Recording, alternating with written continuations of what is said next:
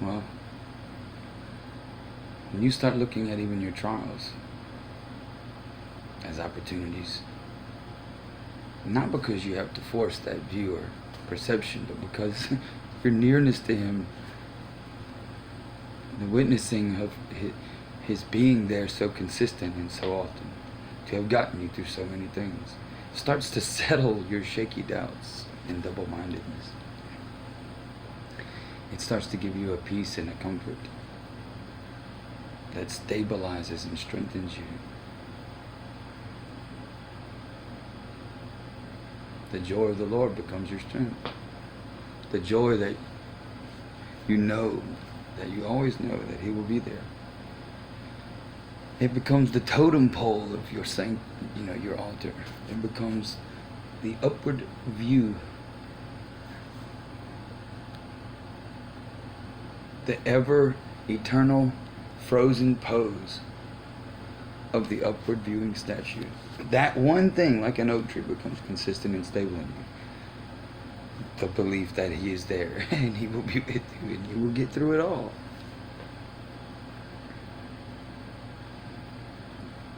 That changes a human being.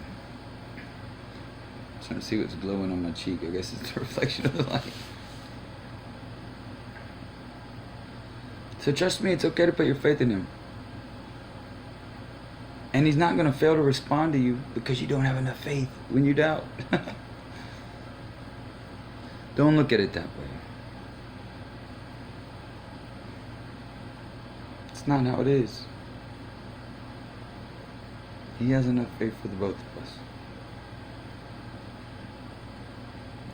Get used to seeing Him everywhere. Get used to looking for Him in everything.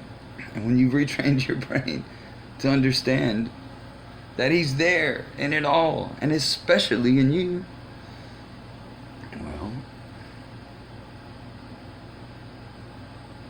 things change. Of course, they always change. They've been changing. But you get comfortable with the kind of change that's coming. And that thing in you changes and finally gets stable. And life becomes magical. And the magicality of the mystery of spirit becomes a practical reality for you. So no matter what there is to fear, no matter how crazy it is out there, and boy, it's crazy, He doesn't change. Become more unified and harmonious with Him. You start looking for Him more often. You start finding Him more often too. When you find Him more often, you will inevitably spend more time with Him. And more of your time spent out in the world will be in connection with Him. And trust me, you will then see Him there a lot more. And then it doesn't seem so mysterious anymore.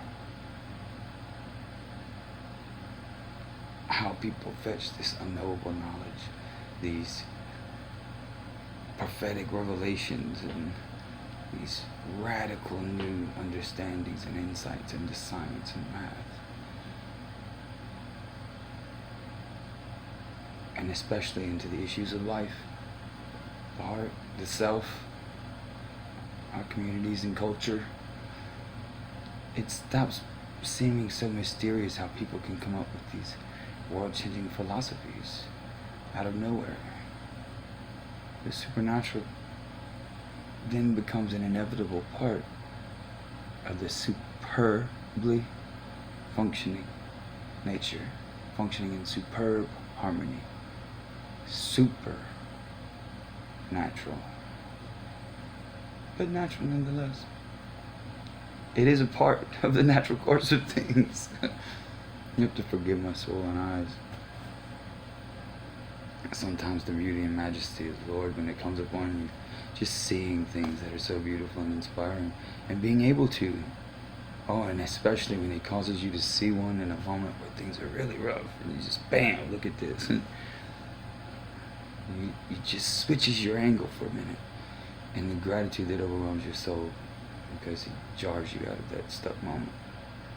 This is the beauty of the gift of being close to him. It's not about self-righteousness, sacrilegious rules and regulations, all the do's and don'ts of sin. I mean, along the way, the development of that matters. But it's a secondary, autonomous effect of being close to him. It's useless to go about perfecting yourself, so to speak. It takes too much effort and doesn't leave you enough for just spending time with him. And that leaves you eventually trying to do it on your own. And just always be looking for him. Always be tuning for where he might be and what he might be about to say. And what he might be about to show you through your life experiences, to the people around you, the things they and you do each other.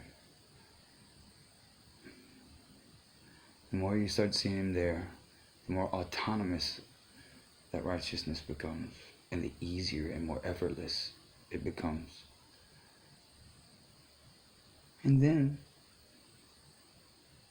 holiness becomes powering off. Effortless. That's being set free indeed.